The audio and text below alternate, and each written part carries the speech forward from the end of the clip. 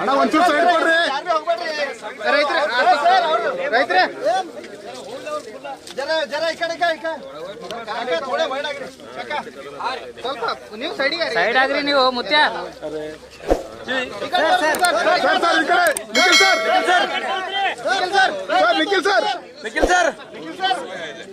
Nikhil sir camera side थोड़ा sir Nikhil sir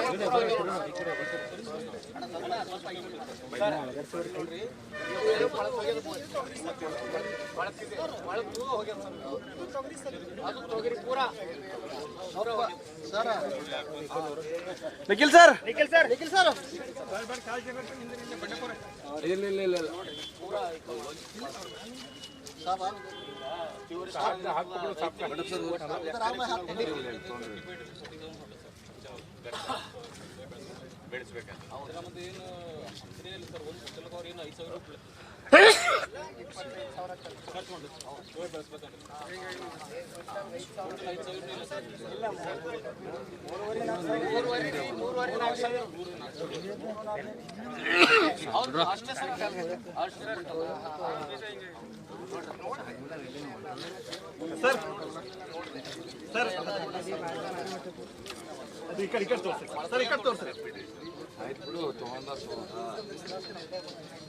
ನೀವೇನ್ರ ಹೋಗಿ ಫೈಟ್ ಮಾಡ್ರ ಆಯ್ತು ಸರ್ ಮಾಡ್ರಿ ರೈತರಿಗೆ ಉಳಿಸ್ಕೊರಿ ರೈತರಿಂದೇ ಎಲ್ಲ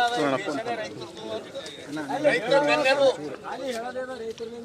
ಮತ್ತ ನಿಮ್ ತಂದೆಯವ್ರು ಇದ್ದಾಗಿ ನಿಮ್ ತಂದೆಯವರೇ ನಮಗ್ ಸಹಾಯ ಮಾಡ್ಯಾರ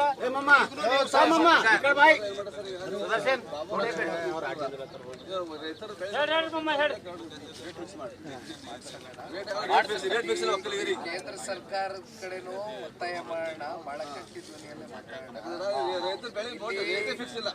ರಾಜ್ಯ ಸರ್ಕಾರದ್ದು ಅದಕ್ಕಿಂತ 100 ಪಟ್ಟು ಜಾಸ್ತಿ ಇವತ್ತಿದೆ ಹೊಣೆಗಾರಿಕೆ.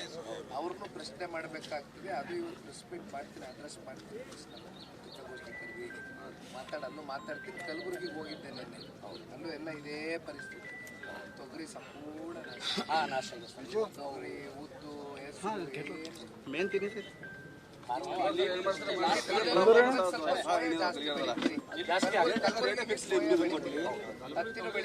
ಹತ್ತಿನೂ ಬೆಳಿತೇವ್ರಿ, ತೊಗರಿನೂ ಸುಳ್ಯದಾಗ ತೊಗರಿ ಹಾಕ್ತೇವ್ರಿ. ಇವೆಲ್ಲ ಸಾಲ ಮನ್ನಾ ಮಾಡಿರ ನಾವು ಹೇಳ್ಕೊಳತ್ತೀವ್ರಿ.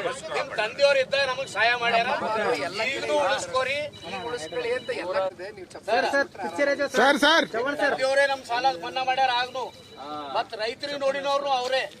ಅದ್ರ ಮೇಲೆ ಏನದ ಅಂದ್ರ ಇವ್ರು ನಮ್ ಕುಮಾರಣ್ಣವ್ರೇ ಮಾಡಿದ್ದೆಲ್ಲ. ಇದು ನಮ್ ಬಂಡೆಪ್ಪ ಸಾಬ್ರೆಲ್ಲ ಏನದ ಅಂದ್ರೆ ಬಹಳ ಹಿಂಗೆ ಎಲ್ಲ ಬಂದು ತೋರಿಸಿದ್ರು, ಎಲ್ಲ ಮಾಡಿದ್ರು, ಸಾಲ ಮನ್ನಾ ಮಾಡಿದ್ರು ನಮ್ದು. ನೀವು ಏನಾರ ಸಪ್ಲೈ ಮಾಡಿದ್ರೆ ನಾವು ಉಳಿತೇವ್, ಇಲ್ಲಾಂದ್ರೆ ಹಿಂಗೆ ಹೊಲ ಮಾರ್ಕೊತ ತಿನ್ಕೊತ ಹೋದಾಗ ರೈತರ ಜೊತೆ ಸಂವಾದ ಆಯ್ತಣ್ಣ.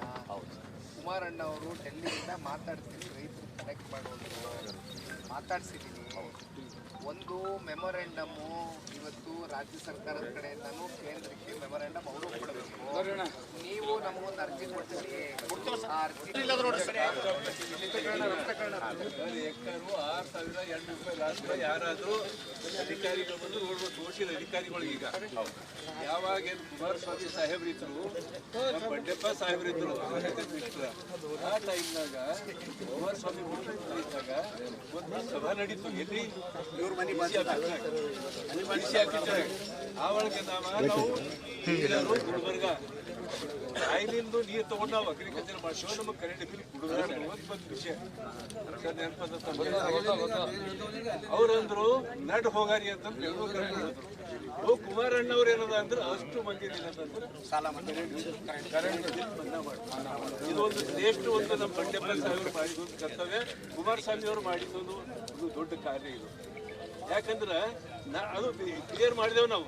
ಈ ನಾವು ಯಾಕೆ ಕೊಡಬೇಕು, ನಮ್ಮ ಹೊಲ ನಾವು ಬಾಯಿ ತಳ್ಕೊಂಡು ನಾವು ರೊಕ್ಕ ಹಾಕಿ ನಾವು ಮಾಡಿದ್ದು ನೀವು ಕೊಡ್ಬೇಕಾ?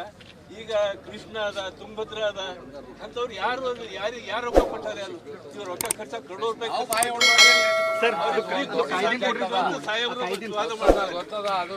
ಕೇಳೋದು ಕರೆಕ್ಟ್ ಅದ, ಯಾಕಂದ್ರೆ ಹೋಗಿದೆ ನೋಡಿದೆ ಅಣ್ಣ, ನಿನ್ನೆನೂ ನೋಡಿದೆ. ಇನ್ನೊಂದು ಬಿಡಿ, ನಾನು ನೋಡಿದ ಮಟ್ಟಿಗೆ ಅಫ್ಜಲ್ಪುರದಲ್ಲೆಲ್ಲ ಇದ್ರ ಬೇರೆ ಹೋರಾಟ ಮಾಡ್ಕೊತಾ ಬಂದೀನಿ ಅತಿವೃಷ್ಟಿ ಅನಾವೃಷ್ಟಿದಾಗ. ಆದ್ರೆ ಇವತ್ತಿನ ದಿನ 10 ರೂಪಾಯಿ ಯಾರಲ್ಲಿ ಇದ್ರೊಳಗೆ ಬಂದಿದೆ. ಯಾರು ಹಾಕೊಂಡು ಬಿಟ್ಟಿಲ್ಲ ಸರ್ ಇದು ದುಡ್ಡು. ನೆನ್ಪಿಟ್ಕೊಳ್ಳಿ, ನಿಮಗೆ ಹೇಳ್ತಾ ಕೇಳ್ರಿ. ಬಂದಿಲ್ಲ. ಮತ್ತೆ ನೀವು ಹಾಕೊಂಡು ಬೀಳಲ್ಲ. ತ್ಯಾಗರಾಜ ಹುಣಸೆ ಗಿಡಬಲ್ ಒಂದು ರೋಡ್ ಅದ ನೋಡಿ, ಬ್ರಿಡ್ಜ್ ಅದ. ಆ ಬ್ರಿಡ್ಜ್ ಬಲ್ಲು ಏನದ ಅಂತಂದ್ರೆ ಅತಿವೃಷ್ಟಿನ ಮಾಡಿದ ಅಂತ ಬರ್ತದೆ.